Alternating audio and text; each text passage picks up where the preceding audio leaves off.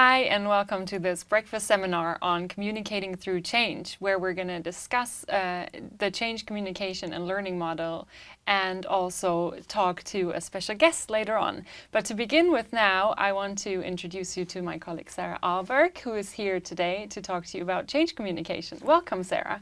Would you like to introduce yourself to our audience? Yes. Hi, yes, I'm Sarah. I work at Symbal. I've been working here for 5 years. Before that, had a very long career at IKEA, working there for almost 30 years. Yeah. All right, let's get going then. One of the main things that we're going to talk about today is change communication. And one number that really sticks out in that context is that 70%, up to 70% of change initiatives actually fail.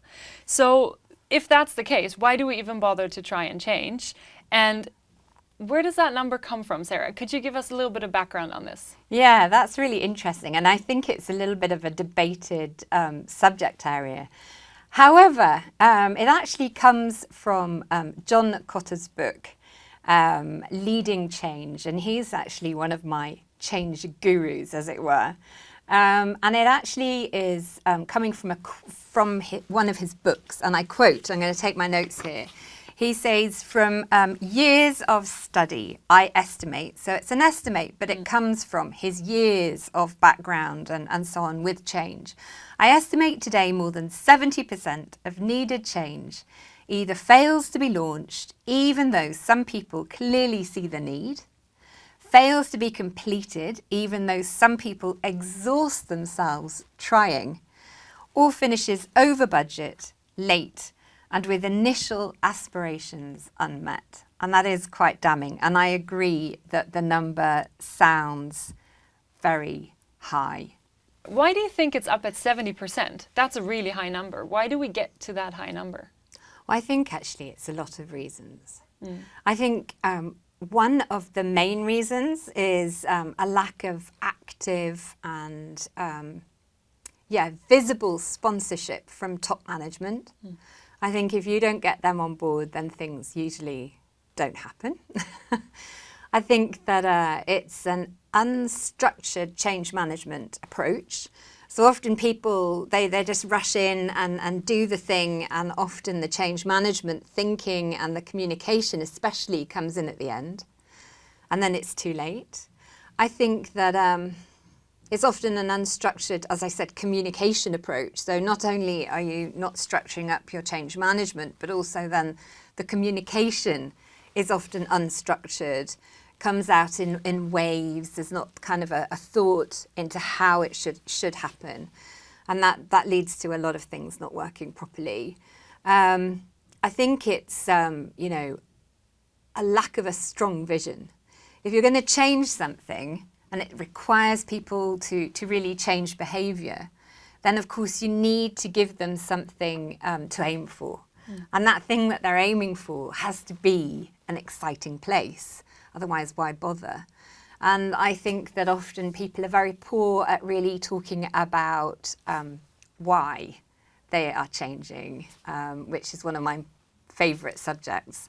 And people tend to talk about what it is that they're doing. Hey, we're going to change this IT system, rather than, the real why behind that, which is what gets people moving. And I think you can also end up then with a lot of disengagement from middle managers. Middle managers are hugely important in a big company. If you don't bring them along, then things tend not to happen. So you really need to find out what's in it for people and aim your communication at these groups so that everyone feels at the end of the day, this is something interesting, we're going to an exciting place, and this is what's in it for me. And if you get that right, then I think change tends to happen. And then because of all that stuff up there, then usually then the bulk of employees in a company are also not inspired and won't go anywhere either. So, I mean, it's a lot about leadership as well. But it is all those things together, I think, is why change tends to fail. Yeah. So all these bits and pieces taken together, they can seem quite overwhelming, and how to approach them can seem quite overwhelming. But why don't you share a little bit how we then approach these questions in our work with these topics? Yes. Well, I mean, over the last kind of, I don't know what it is now, 20 years, Symbal, and that means all the wonderful people who are working in Symbal today and also over the last 20 years have developed a really strong methodology that allows you to find a structure to planning and mapping your change management, and then on top of that change management, understanding how you should communicate, and also that the learning aspects of change all can then be put into using this methodology, a structure that starts to give you something to hang on to. And with that then, in the very early days, we developed that together actually with IKEA. And then over the years, we've used it with many of the companies we work for, Tetra Pak, Alfa Laval, Eon, there's so many. And all of those companies have found that things have gotten easier when they start to think about things with a structured approach. And actually one of the companies that we've worked with successfully in that way is MKB from Malmo. And they are actually going to join us this morning, which is really cool. Yes. Yeah. So on that note, actually, Sarah started to introduce the change communication and learning model that we work with, but we thought it would be really great to have somebody with us today who actually has experienced it firsthand. So we're really happy to introduce to you this morning Gisela Bosco, who's actually just been through one of these processes with Sarah and some of our other colleagues. Welcome to our breakfast seminar, Gisela. Would you just introduce yourself briefly to our audience today? Good morning. Well, my name is Gisela Bosco, and I have been working at MKB for a long time, 20 years actually. And today I'm leading a team that works with the customer insight, customer journey, and customer experience, close to the digital transformation team. Thank you so much for that, Gisela. And would you just share with us what was it that actually brought you to Symbal? Well, we were in contact with Symbal several years ago, but then we never started any collaboration. So now when we needed help with our change journey, it was quite an easy choice. That's great to hear. When you worked together with Symbal, how did that go about, and how did you actually feel about it? What parts did you enjoy about it? Symbal organized a week-long workshop for us. It was well structured and very much about collaboration. We worked together on everything. One of the best things we developed together were the customer and employees' testimonials. Basically, what we hope our customers and employees will say in 2025. This was based on telephone interviews during the workshop itself. And bringing the customers and employees, real people, into the conversation was positive. You always think you know what people are going to say and even what they want. But when you have them there, directly involved in your decision making, it's very powerful. We have also become much clearer about why we are changing, especially in the process of finding the right words to describe it.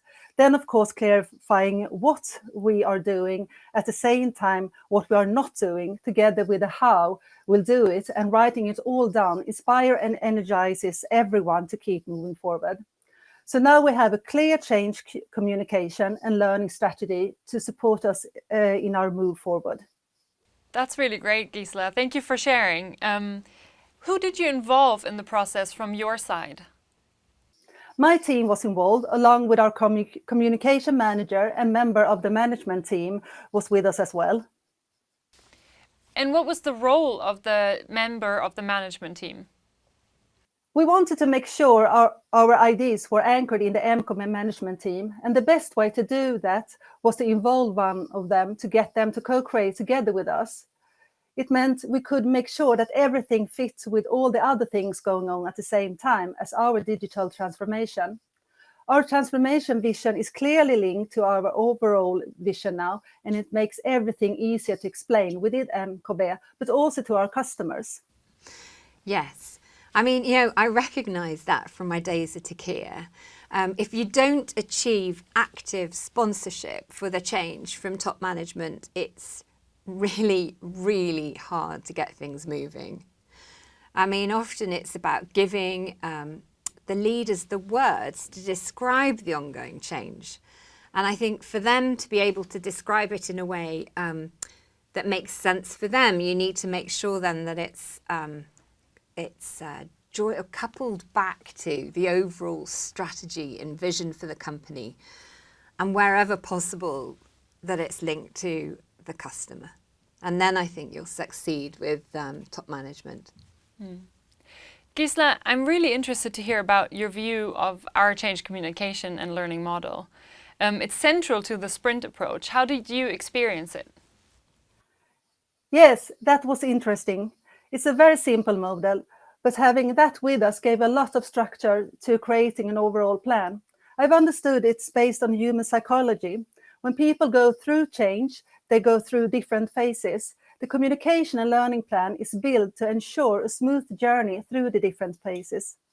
Yes, and I think one of the best things that you guys at MKB did was you actually started the process of looking at communication and learning to support the change very early on. And that's key.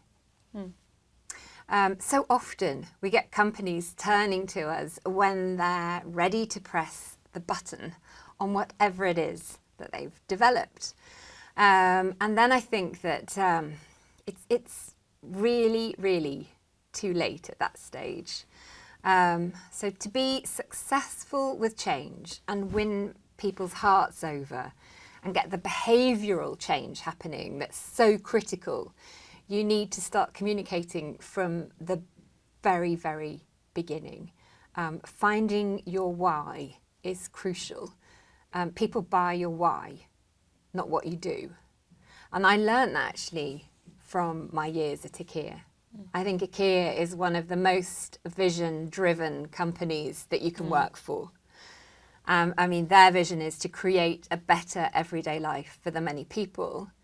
Who doesn't want to get out of bed in the morning and do that?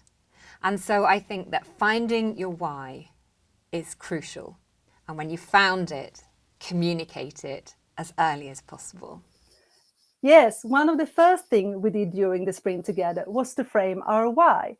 We developed it in the workshop together, and once we found the right words to put it together, we all sat back and felt really excited. The process emphasized the importance of why we are doing things. It helped us to talk about and inspire and energizing why, instead of talking about what we are going to do, and it left us very inspired. Now it's easier to talk about what we are doing, and everyone can understand us because we talk about the business and our customers. That's great. Thanks a million for sharing your experience, Gisela. Sarah, I want to hand the question back to you.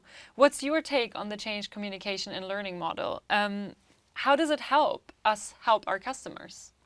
Well, I mean, I think as we've heard, it's very much based on human psychology.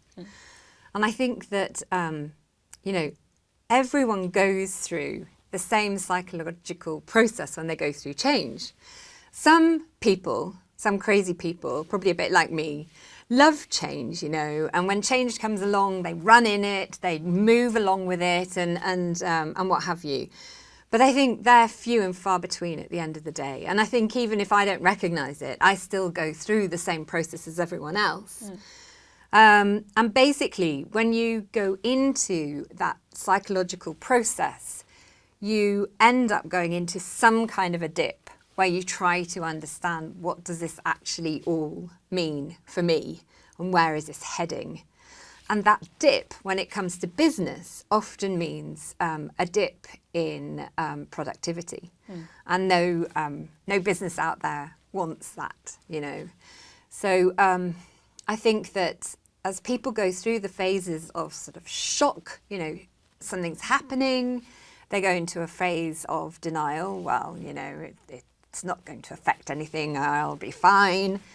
Sometimes it can then lead to a process of being a bit angry. Like, why do we have to change? I was fine with this old way of working. Now I've got to do something that, everyone can recognize that. And then sometimes there's even a bit of depression. It's like, now I've got to learn this, and it's depressing, until finally people accept. And I think that if you want to keep people's energy up, along with the business productivity, which is so important, then you need to understand those psychological phases.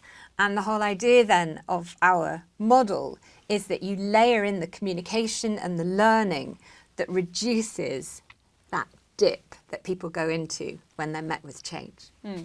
So what you're describing is basically an emotional process. What you're saying is that change is a very emotional journey. Yes, it is. And very individual. Yeah. So in that case, then communication, as you say already, is vital in moving everybody through that process and giving a sort of sense of security. Can you develop that a little bit more? How do we work with that? Absolutely. So what we now have is we have what we call our change model, which echoes the sort of psychological process of going through that change. So in order to take people through the change journey, first of all, you need to get people aware something's happening, but aware in a good way. So aware from the point of view of really understanding, I'm aware that this is going to be something great. Because most change is great. You just have to find the words and find out what that is. And then from that stage, if you really, really get people's energy up at that stage, then you will already minimize the dip.